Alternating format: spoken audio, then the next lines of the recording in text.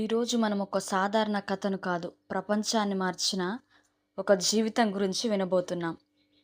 ఆయన కథ ప్రేమతో మొదలై విజయంతో ముగిసింది. ఒక చిన్న పశువుల పాకలో ఎవ్వరు ఊహించని విధంగా ఒక శిశువు జన్మించాడు. ఆయన రాజు, కానీ సింహాసనం లేదు. ఆయన దేవుని కుమారుడు, కానీ సాధారణ మనిషిలా జీవించాడు. ఆయనే మన ప్రభువైన యేసుక్రీస్తు వారు. ఆయన పెరిగినప్పుడు ఆయన మాటలు విన్నవారి హృదయాలు మారిపోయాయి. అంధులకు చూపిచ్చాడు, బలహీనులకు బలమిచ్చాడు, పాపులకు క్షమాపణ చూపించాడు. ఆయన చేసిన ప్రతి పని ఒకటే చూపిస్తుంది, అదే దేవుని ప్రేమ. కానీ ప్రపంచం ఆ ప్రేమను అర్థం చేసుకోలేకపోయింది. ఆయనను తిరస్కరించారు, ఆయనను అవమానించారు, ఆయనకు ద్రోహం చేశారు. ఆ ప్రేమనే సిలువపైకి తీసుకెళ్ళింది. ఆ సిలువపై ఆయన కేవలం బాధపడలేదు, మన పాపాల భారాన్ని మోసాడు. మన తప్పుల కోసం, మన బలహీనతల కోసం ఆయన నిశ్శబ్దంగా తన ప్రాణాన్ని అర్పించాడు. అంత బాధలో కూడా ఆయన చెప్పిన మాట, తండ్రి వీరిని క్షమించు.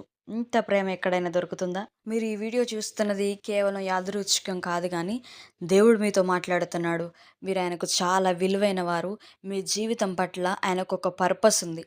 అందరూ అనుకున్నారు అది అక్కడే ముగిసింది అని. యేసు సమాధిలో పెట్టబడ్డాడు, రాయి పెట్టి మూసేశారు. ఆశలు అంతమయ్యాయి అనిపించింది. కానీ మూడవ రోజు అద్భుతం జరిగింది. రాయి తొలగించబడింది, సమాధి ఖాళీ అయింది. యేసు లేచాడు, ఆయన ఇంకా జీవించే ఉన్నాడు. ఇది కేవలం ఒక సంఘటన కాదు, మన జీవితానికి ఒక గొప్ప సందేశం. చీకటి ఎప్పుడు శాశ్వతం కాదు, దేవుని యోచన ఎప్పుడు ఓడిపోదు. ముగిసింది అనుకున్న చోట దేవుడు నూతనంగా ప్రారంభిస్తాడు. మీ జీవితంలో కూడా బాధలు ఉండొచ్చు, నిరాశ ఉండొచ్చు, కానీ యేసు లేచినట్లే మీ ఆశ కూడా చిగురింపజేస్తుంది. గుర్తుంచుకోండి, ఆయన జననం ఆశను తీసుకొచ్చింది, ఆయన శిలువ ప్రేమను చూపించింది, ఆయన పునరుత్థానం మనందరికీ విజయాన్ని ఇచ్చింది.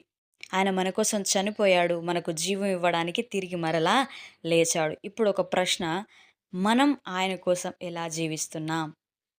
యేసయ్య కథ ఇంకా ముగియలేదు, కానీ ఆయన జీవితం ఇప్పుడు మన ద్వారా కొనసాగుతుంది. దేవుడు ఎందుకు రాజుల మధ్యలో జన్మించలేదు? ఎందుకు పశువుల పాకలో జన్మించాడు అని మీకు ఎప్పుడైనా అనిపించిందా? అయితే అస్సలు కథ ఇప్పుడు మొదలవుతుంది. యేసుక్రీస్తు ప్రభుల వారు ఈ లోకంలోనికి వచ్చినప్పుడు ఆయన మొదటి సందేశం మాటల్లో కాదు, కానీ ఆయన జన్మించిన స్థలంలో చూపించాడు. ఆయన పెరిగినప్పుడు ఆయన అద్భుతాలు చేశాడు, కానీ ఒక విషయం గమనించారా? ఆయన ఎప్పుడు బలమైన వాళ్ళ దగ్గర కాదు, కానీ విరిగిపోయిన వాళ్ళ దగ్గరికి వెళ్ళాడు. ఎందుకంటే దేవుడు పర్ఫెక్ట్ పీపుల్స్ కోసం కాదు, కానీ బ్రోకెన్ పీపుల్స్ కోసం వచ్చాడు.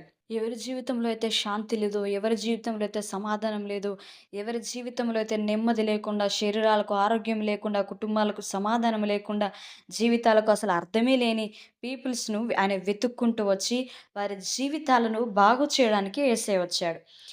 అయితే యేసయ్యను శత్రువులు చంపలేదు, కానీ ఆయనను అర్థం చేసుకోలేని వాళ్ళు చంపారు. ఇది కేవలం చరిత్ర కాదు, ఇది ఈరోజు కూడా జరుగుతోంది. మనం కూడా ఆయన ప్రేమను చాలా వరకు ఇగ్నోర్ చేస్తూనే వస్తున్నాం. సిలువ దగ్గరికి వస్తే చాలామంది ఒక్కటే అనుకుంటారు, యేసు బలహీనంగా చనిపోయాడని. కానీ అది నిజం కాదు. ఆయన ప్రాణం ఎవ్వరు తీసుకోలేదు. ఆయనంతటా ఆయనే తన ప్రాణాన్ని సజీవ యాగముగా మీ కొరకు, మా కొరకు ఆయన అర్పించాడు. ఇది డిఫేట్ కాదు, కానీ ఇది ఇంటెన్షనల్‌గా సాక్రిఫైస్. ఒక్కసారి ఆలోచించండి, మీ జీవితంలో ఎప్పుడైనా ఇక అయిపోయింది, మా పరిస్థితి చేజారిపోయింది అని మీకు అనిపించిందా? అలా అనిపిస్తూ ఉన్నట్లయితే ఈ వీడియో మీకోసమే. మా వీడియోస్ మీకు నచ్చినట్లయితే లైక్ చేయండి. మీరు లైక్ చేయడం ద్వారా మీ విశ్వాసాన్ని తెలియజేసిన వాళ్ళు అవుతారు. ఇంకొకరికి ఈ వీడియో షేర్ చేయండి. ఇంకొకరికి ఈ వీడియో షేర్ చేయడం ద్వారా మీరు బలపరచబడిన ఈ వీడియో ఇంకొకరిని బలపరచడానికి అవకాశం ఉంటుంది.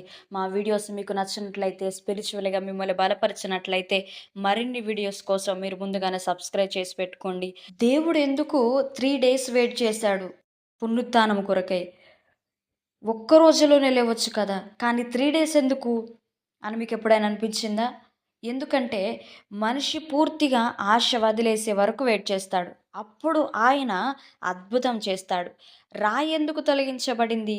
యేసు బయటికి రావడానికి మాత్రమే కాదు, మనం లోపల చూసి సమాధి ఖాళీగా ఉందని నమ్మడానికి. యేసు లేచాడు అంటే నీ స్టోరీ కూడా ఇంకా కంప్లీట్ కాలేదు. మీ జీవితాల్లో కూడా ఇప్పుడేమైనా చీకటిగా ఉంటే మీరు గుర్తుపెట్టుకోండి. గుడ్ ఫ్రైడే తర్వాత ఈస్టర్ తప్పకుండా వస్తుంది. ఇప్పుడు మీరున్న పరిస్థితి గుడ్ ఫ్రైడేలాగా అనిపించొచ్చు. శ్రమల గుండా, బాధల గుండా, వేదన గుండా, అవమానం గుండా, తిరస్కారం గుండా మీ జీవితం వెళుతున్నట్లయితే ఈరోజు మీకు ఒక మంచి శుభవార్త. ఈ గుడ్ ఫ్రైడే దినము ముగించబడుతుంది.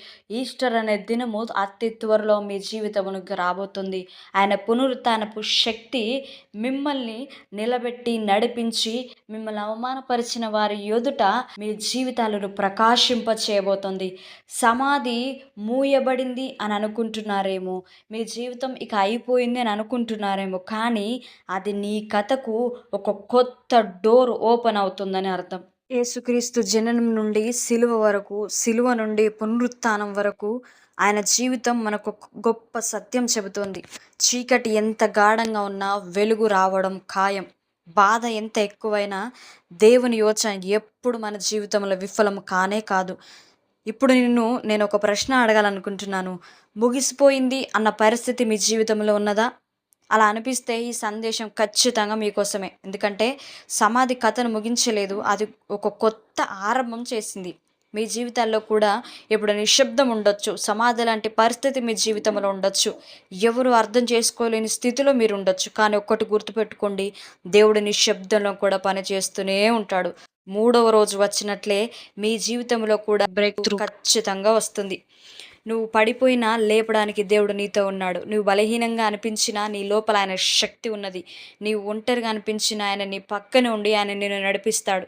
ఈరోజు నీ బాధలను దేవునికి అప్పగించి నీ భయాలన్నీ వదిలేయి.